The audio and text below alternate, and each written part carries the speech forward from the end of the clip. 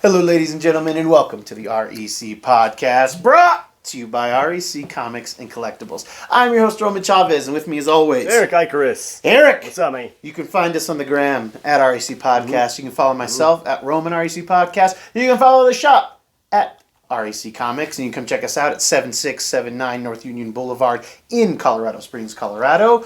And with us on this new format is the Big Tuna. Producer Tuna is in the house, all right? We're working on some things, trying some things out. We've got some feedback from you guys, those of you who are loyal viewers, and I appreciate it. Thank you for your feedback. We want to add a lot more cool stuff to this show, and I know that sounds weird adding Jordan to something cool, but it's going to work. It's going to work. How you doing this week, Eric? I'm good, man. Yeah? Yeah. Living that life? Living it, man. Looking good. I like your hair today. Thanks, buddy. I miss my hair. God, dang it. And producer Tuna?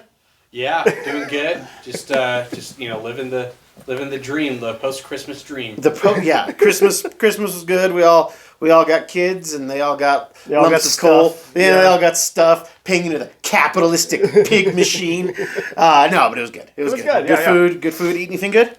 No, not really, not particularly. Yeah, no. How about you? Fancy. What did you cook? What did you do? I the main cooked question. short ribs. Yeah. I braised some nice short ribs with some pearl onions and nice homemade stock I made. It was very rich. And then I did a roasted corn and jalapeno polenta. Ooh. Really soak up that juice. Oh my God! Okay. Mrs. REC made an orange and cranberry bundt cake. Oh my Dude, God! I ate like a third of it by myself. It was so good. Oh. Sounds amazing. We should have a cooking show. We should. Yeah, at some point. Let's scrap this. REC cooking, yeah. We're done with this. We brought Jordan in, but screw it. We're done with Well, we can still do the cooking part. Oh, okay. Yeah, well, he can do the eating. If he wants to do the eating, that would be good, Yeah, my palate's whiter than I am. Yeah. Pepper's too spicy for the tuna. Well, we're ending out the year, and instead of just doing an end-of-year wrap, because I did not watch all the movies I wanted to watch this year. There wasn't really anything I really was jumping at to watch. I really wanted to watch Everything Everywhere All at Once. Mm-hmm. I didn't make the time for that. I heard that was really awesome. I love Michelle Yeoh. I love multiverse stuff, but I just didn't make the time. So instead of doing a year in review, let's look forward. Let's look forward to the future, kids. To the future. Big Tuna Productions. Please copyright that. Yeah. We'll have like the Star Wars scroll. Yeah. Yeah.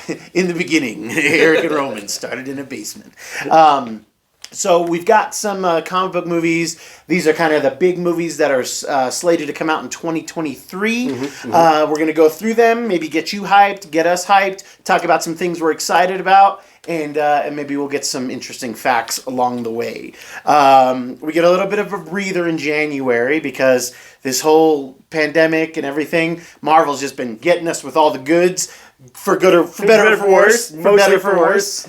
I'm all right. These guys. Phase 4 was the worst. Right? Am I right? It was the worst. Yeah. Thank you. But I mean, it's like you're a Scorsese fan, and not all the movies are great, but it's still Scorsese. It's still doing what you need. You still get a weird Joe Pesci, Hey, okay, yeah. I want to bring him in. Why? He should be Pip the Troll. Dude, right? Why not? Yeah, just roughing up old pretty boy Star Fox, slapping him around.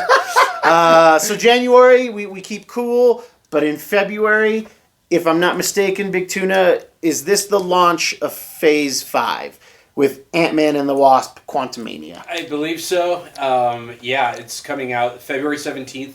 So it's a few days after Valentine's Day, so you can soak up the sadness with some overpriced. Yeah, I didn't even realize. Like, it's good. It's always good to have a Marvel movie around, the primary date night of the year, date weekend of the year. So Ant-Man and the Wasp: Quantumania. We're getting continued appearance from Jonathan Majors as Kang the Conqueror. Had the Kangs, man. We saw him in that's what they call themselves, right? Yeah, the Kangs. Yeah, we saw them obviously in the Loki Disney Plus show. We got a little bit of this quirky guy who's been around since the beginning of time. Quirky? Kind of, he was very quirky. Like from Life Goes On. Oh God, I don't even remember that show. But you remember Quirky? Not really. Okay, fair enough. Yeah, we don't need to get into that. We don't need to get into all But that. I love Eric so much, I can tell by his face. Quirky is special needs. So we have Catherine Newton picking up the Cassie Lang baton. Yes. Recast as the new daughter of Paul Rudd. We're gonna obviously see her, in some shape, or not shape changing of some sort. Sure, Getting her Pym particles. Did they on. say why she was cast or why the recast happened? There was something, dude. I honestly think it was something to do with the girl who was playing Cassie. Like, hey, I'm going to college. Oh, okay. This was cool. Well, good for you. This was cool. Yeah. I've got other plans. Yeah. And I'm not a big fan of Catherine Newton, other than it's not a looks thing, but I don't like her face. Like, it's not a looks thing. How is it not a looks thing? And the only thing you described was her appearance. So check it out. It's not that I think that she's unattractive or attractive, but her face doesn't do anything. Like, it's so in the middle. It's like it's almost uncanny valley for me. Like she's Lady Paul Dano. She's Lady Paul Dano. I was literally gonna say this is a Paul Dano This thing. is a Paul Dano situation for me. It's something about the face. I wouldn't call them ugly, and I mean no disrespect. I know I'm talking about your face. It's just there's something about her I don't. Well, there goes that interview. I know. I'm sorry, but hey, look, here on REC, we're always going to be honest. Yeah, we're going to bring it to you for real. Anywho, within the realm of the PG-13 status. But yeah, I don't know what it is. Like, I'm not like she was on Supernatural. That's where I know her from. Right. And her character was fine or whatever. And I've seen her in some. Not fine though. No, not physically attractive to me. She is also quite young, so but her look just does nothing for me. Okay. I actually thought that the other actress looked a little bit more Paul Rudd, and not so much looked like Paul Rudd, but looked like she could be an older version of the younger cast. Yes, that's very true. So this one does I don't get that that mystere with me. very true. Yes. That's all. Yeah, roundabout way. That's what was it. Marvel doing what Marvel does best. They're kicking off the year. We know Kang is going to be a big deal. This is going to be the taste. This is going to be our to go against the Avengers is to court death moment, I think. Okay. Where we get, because, I mean, remember, when we saw Thanos at the end of Avengers 1, just that kind of over-the-shoulder smirk, right. But this is going to be, like, in your face. Right. Like, I bet you he does cool stuff in here, but, I mean, we're not even going to, it's just going to be the tip of the iceberg. Oh, yeah, I agree. Yeah, so this is kicking off Phase 5. Phase 5. And this leads up to Kang being the big bad, you think? Well, Kang is at least he's in this movie. Right, of course. Yeah, but I mean, the Kang, overarching big bad. I think he's going to be something of a red herring, so much so that they're giving him Avengers the Kang Dynasty, but then following that Secret Wars. Right. And that is Phase 6. Secret Wars is Phase 6? Yes. Or... So the Phase 5 films, in order, there's 3 in 2023, 3 in 2024. These are the Phase 5 films, not including any of the TV show crossovers they're planning. This will be Ant-Man and the Wasp, February 17th, 2023, followed up by 2 more 2023 releases, Guardians 3, May 5th, 2023, and then the Marvels, July 28th. The following May, in terms of their theatrical release films, is going to be then Captain America New World Order, that's May 3rd, 2024, Thunderbolts, July 26th, 2024, and then Blade, September 2024. Blades. All right. Okay. So, quick rundown, baby. I like it. Not to be outdone. Right. March, Shazam, Fury of the Gods. That I can't stop writing as Furry of the Gods, which is weird. So we've got this sequel to a Captain Marvel, or excuse me, Shazam movie that wasn't very good in my opinion. No. I'm a fan of the character. Yeah. Didn't care for this version of Billy Batson or of Shazam. Right. There were parts of it that were fun. Yeah, of course. Yeah, always. It was definitely geared younger. But then there were some parts in there that were not geared younger. Yeah. I feel like it didn't know what it wanted to be. Yeah. Is there going to be a Black Adam cameo? There is not. And I mean, at this point... But that's like his arch enemy. But at this point, with what Jimmy Gunn's doing, I don't know. I don't know where. I think they keep The Rock around because he is a name. Sure. But it's all going to be retooled. But a big addition to this is the Queen herself. Uh-huh. Silver Fox, but still my heart. Right. Helen Mirren. Oh, okay. She's going to be playing one of the daughters of Atlas. Okay. Hespera. And she's a member of what's kind of called the Old Gods. Right. you know, that's kind of like the Greek gods, Norse gods, and the new gods are, you know, dark side and right. So they're going to be searching for High Father, and so this girl, or you know, this girl Helen is playing the one of the daughters of Atlas. Yeah, and it sounds like some of the gods may be upset with these children. Taking powers from the gods. Of course, who wouldn't be? So I think that that's where some of this story. I don't know if she's going to be the villain or just like, hey, we need to see if they're worthy of these gifts. Sure. I don't know. So are they going to go around looking for a grandmother box? Yeah. Who wrote this plot? Was this Neil Gaiman? 'Cause this sounds a lot American Gods. It kind of does. Yeah. I swear. But we don't need another Eternals. Hey, we do. We just need better. We need a better Eternals.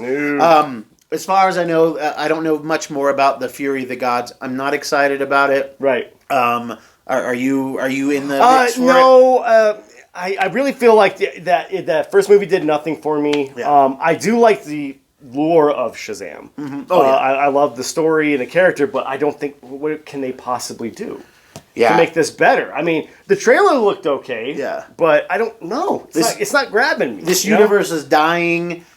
Abandoned ship. Abandoned ship. It's the MySpace film franchises. franchises. Oh, there we go. There we go. Probably the big gun for me of the year is going to be Guardians Volume 3 in May. Yeah. You know, we've talked about this before, James Gunn.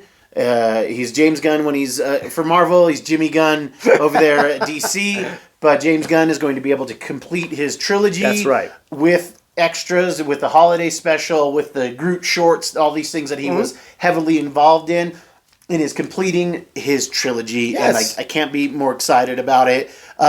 New additions of Will Poulter as Adam Warlock, fan favorite Adam Warlock. Yes. Where we couldn't even believe that you could pull off an Infinity storyline without Adam Warlock. Right. So integral, Silver Surfer, so integral. Yes. But they figured it out, and now we have this slate of this cool characters that we can use, but some of their defining moments have already passed. How do we adapt them? Yes. That's the interesting part. Where are we going to go with Adam Warlock? Right. Do you have any thoughts?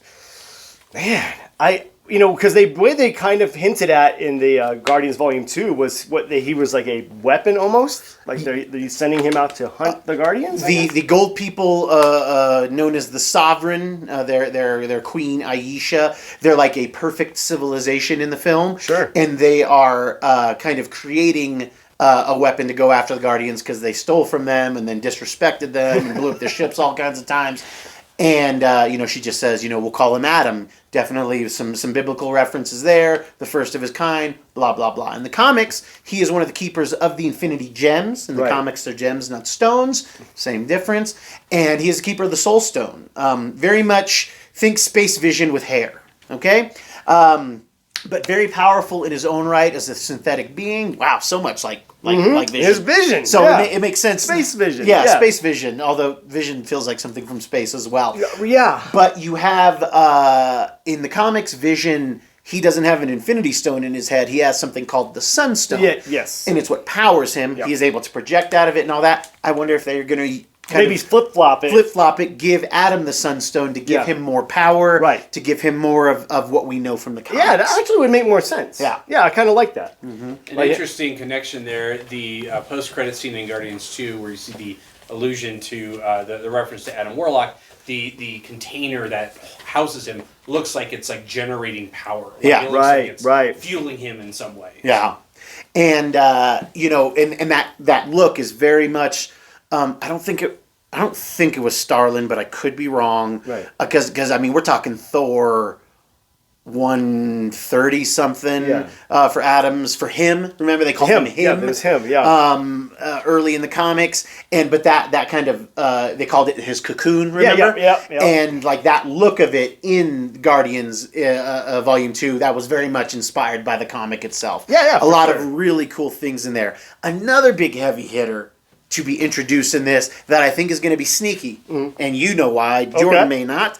I'm going to mess up his real name, but Chukwudi Iwuji, he was in Peacemaker. He will be playing the High Evolutionary. Oh, that's right. Yeah. I think you and I are big High Evolutionary very much so. fans. Very slept on character. Yeah. But he's going to get his due. Yes, he's going to get his due. He's very... what's the word I'm looking for, Big Tuna, where you use High Evolutionary when you just need an interesting bad guy. It's kind of a MacGuffin, I guess. Okay, yeah. So like he's kind of like a. Did he make an appearance in the X-Men TV series? Yes, he did. He did. He sure did. He was in the story about Wundagore Mountain with Scarlet Witch and Quicksilver. That's right. Yep. So he's kind of a character in comics that they tend to use him fairly sparingly. Yeah. Oh yeah. But every time they use him, he's great. Right. He's kind of like Apocalypse in a way. He's like a human Apocalypse. There you go. Yes. Obsessed with evolution. And Mr. Sinister as well. But he's not malicious. He's not trying to rule the world. He's just trying to create. Exactly. Yeah. Sinister's not trying to rule the world either. He's just trying to create mutants that are his slaves. Yeah, sure. Apocalypse wants mutant slaves too. So, High Evolutionary might be the best of the bunch. When Magneto loses his powers after House of M, right. The High Evolutionary gives him his abilities back. Oh, that's right. He is a high level just dude, really. Yeah, he's a dude, has something to do with the Savage Land as well. He may have actually established the Savage Land. Wow. I need to do we need more to look research. into this. Yeah. Been a long time since I've seen anything cool from High Evolutionary, but I like his look. His look is great. They're keeping it very with the pink. Yep. Mm-hmm. I love that. Same thing with King and the blue face and the purple and the green. Blue face. Oh, easy now. Oh, whoa.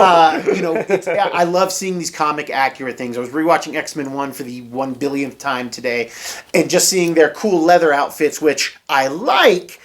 It's like they didn't want to do the comic stuff because they thought it would look too silly. At the time, it would have. But now they're getting. But now it would work. They're pulling it off. Absolutely. And you got those two heavy hitters. I think we're gonna lose a lot of, or at least two Guardians. We'll lose some cast. Drax and Rocket most likely. Man, they can't give it a Rocket. I don't know. Drax, we all know Bautista's going to go. He's done.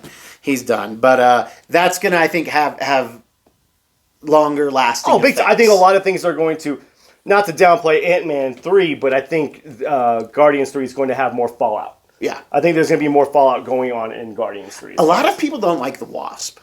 I'm not a fan. I do. I like her. I like Evangeline Lilly.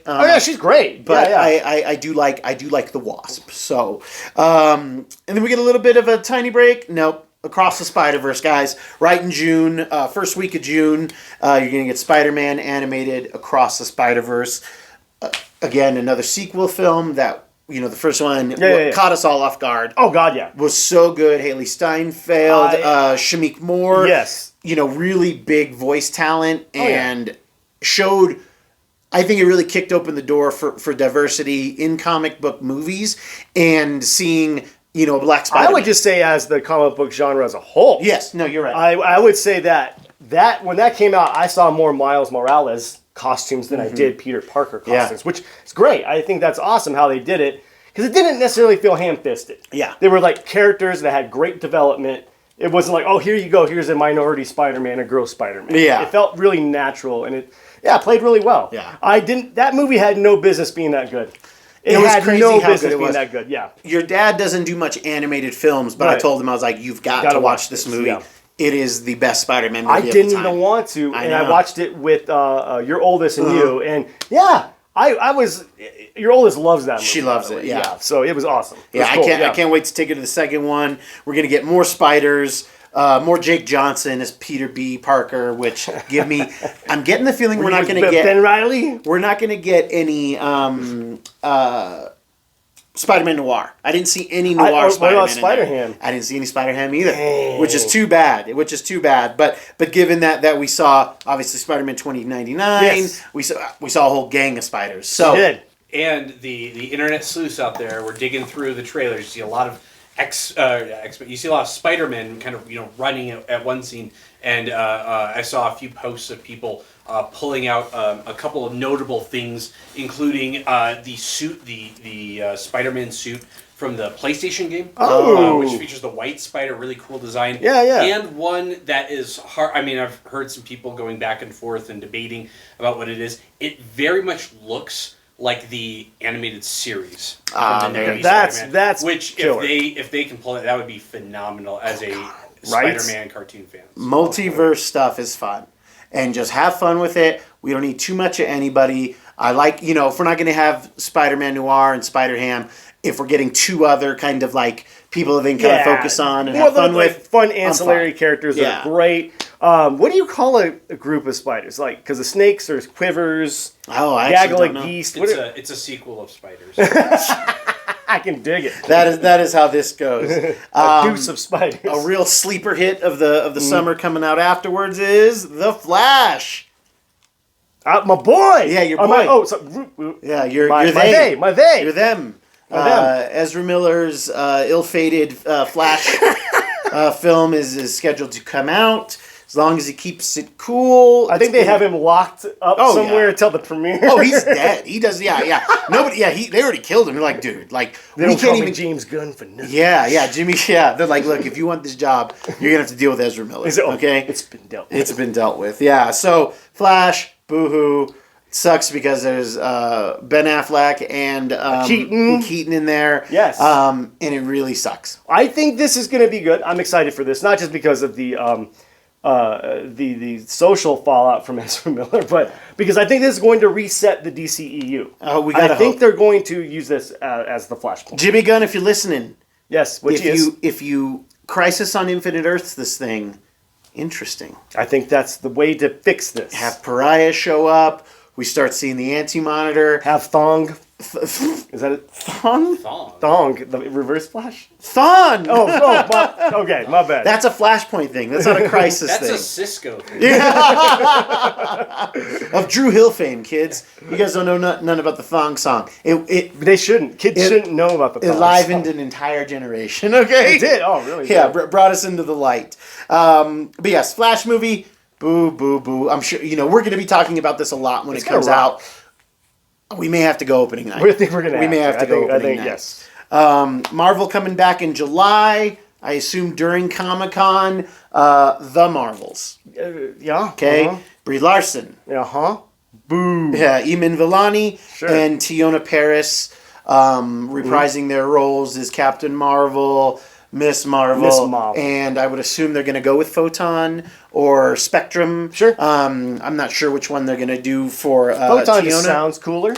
I like Photon, but I think they're going to go Spectrum. Really? Because of the autism stuff? Because hey man, autism speaks, okay?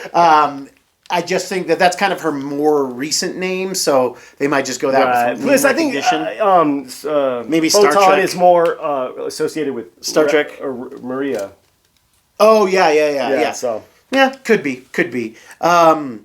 This one's interesting because you remember it was it's going to be Captain Marvel 2. It's going to be this one went through a lot. This has gone through a lot. Yeah, this one's been because through of Brie Larson. Apparently. Like, I really can't find anything. Like, everything that I've heard is just from people like us. So, I don't know. We got to watch the body language. I know, but tell they don't like I didn't go to school for that. I don't know how to read body language. All right? It's hard when you don't know them personally. Right, but just seeing human interaction where they're just kind of like... But think about the element that they're in, too. They're in these awkward interviews on these stupid chairs. But they all get along most of the time. The camaraderie is very deep. But she hasn't been in with a lot of these guys. She didn't get jumped in. She didn't get jumped in, yeah. She didn't get branded. Yeah. Branded by the Avengers. I'm happy. I'm glad to see Miss Marvel back. I'm glad to see a Spectrum back. It seems like it's going to be very... tense between the three of them because obviously there's going to be some issues with Monica feeling abandoned. Right. Where were you when my mom was dying? Right. Type of stuff. Yeah. And then Marvel just can't stop killing those moms, man. Yeah, dude. Hey, it's Disney stuff. But then we also have last time we saw Miss Marvel, she had like not body swap, but like teleportation swapped with Captain Marvel. So you've got Kamala Khan out here in space doing God knows what, and they don't know how to get each other back. The old Bengals switcheroo, right? Just wait until it turns out that Brie Larson was flying through space when they swapped, and in the first 30 seconds, she just explodes. Kamala Khan's eyes pop out like she's floating in the atmosphere of Neptune. I can only hope. Actually, I think it's going to be good. I mean, you've got me. You guys know I am for this. I will pick it apart if I have to. They ain't paying me no shill money. I wish. I would not be sarcastic. I love this if you're going to pay me, but I'm not that excited for this.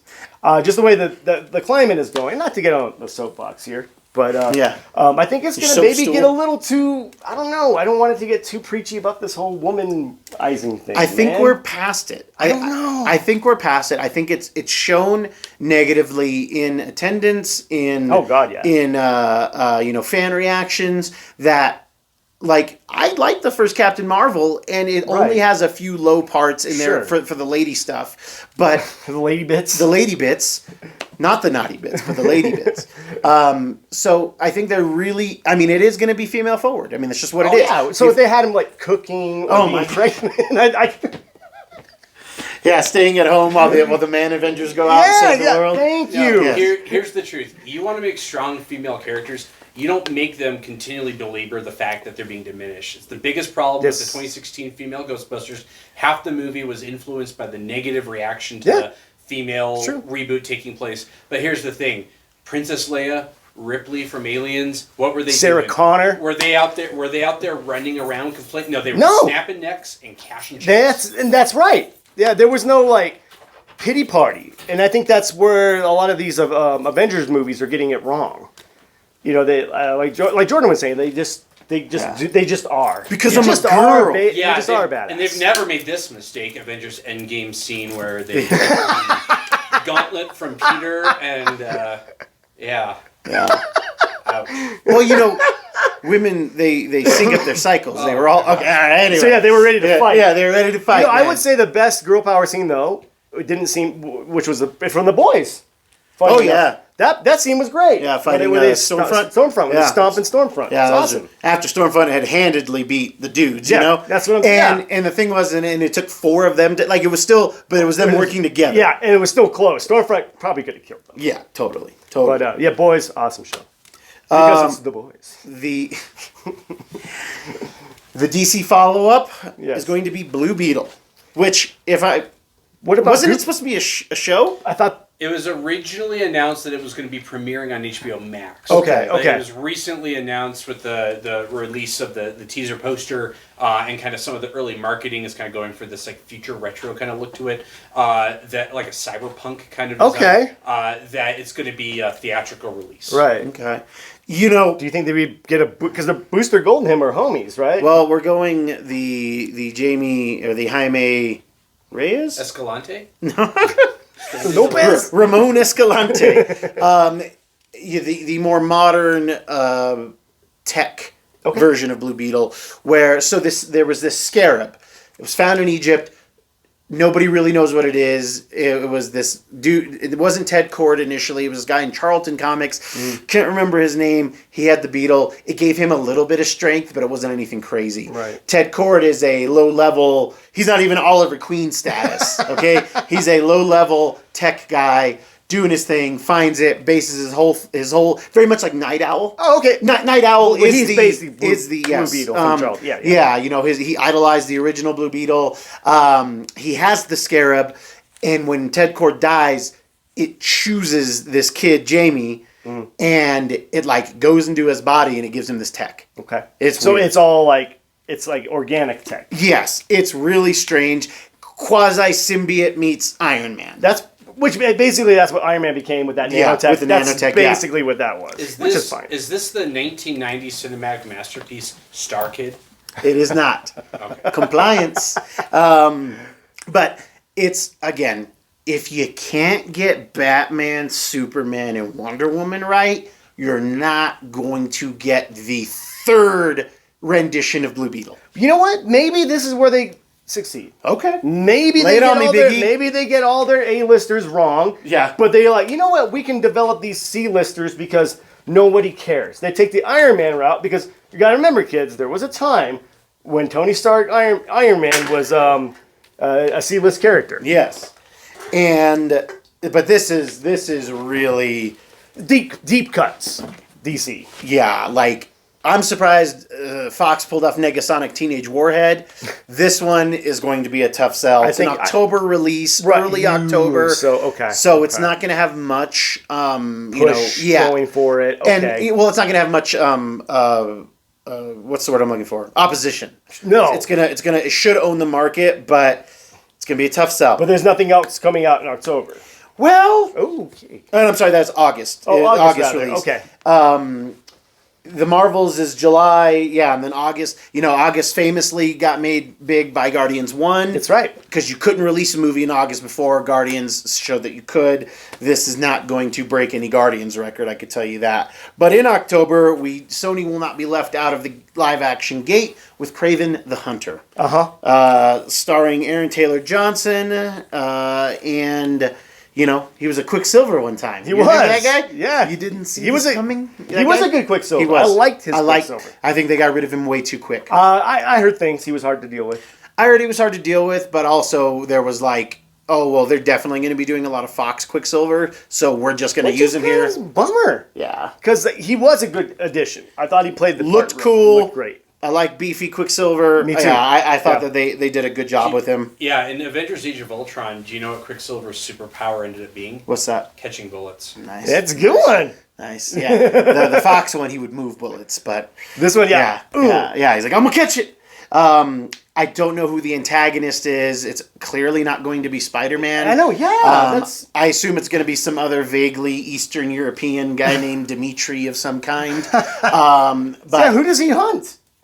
Well, the talk is that the movie's going to kind of do a spin on the character, and so much of him will be him kind of moving away from his family's legacy of hunting and more about conservation. So I don't know if this is going to be like a Fern Gully superhero or what, but it's weird and it's kind of sad that even with movies like Morbius, that Sony is still doing better than DC. So, I don't know how like I don't know. I would have more faith in seeing Kraven in being successful with audiences than seeing Shazam.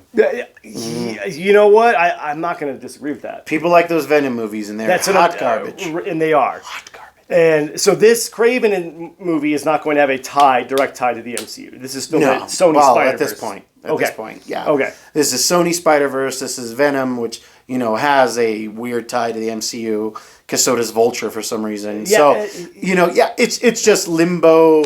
I can't imagine it being good. There's not a world in which I'm like, oh, this is the movie. Well, I mean, they failed at Morbius, which, how do you mess that up? And you're going to, again, taking a C-list Spider-Man villain. Yes. Yes. Yeah, I'm with you. Eric, did you see Morbius? I did. I heard it sucked. It's not very good. It. Yeah, I couldn't. I'm like, if it's Jared Leto, it's going to be really bad or really awesome. And I just kind of went with my gut. I went with my gut, and I was like, this is probably going to be really it's bad. like his band, 10 Seconds to Uranus. That's as far as it takes to get to Mars. Okay. 10 seconds. What's the name of his band? Yeah, 10 seconds. But we're going to round out the year, Christmas, with Aquaman 2. Aquafina. Right? Lobo is born. Aqua di Gio. It is called, oh my god, it's called something else. It's not called Aquaman 2. I lost the name. The Lost Kingdom. There you go. There you go. Yeah, good job. I was like, oh god, I just had it. But I wrote down Aquaman 2 like an idiot. The Lost Kingdom, okay. The end of most likely the Jason Momoa era. Yeah. I'm very curious to see if they haven't stuck a sequel yet, in my opinion. Yeah, you're right. So, oh my god, they haven't. We're going to get a sequel. We're going to get The Last Batfleck. What about the Suicide Squad?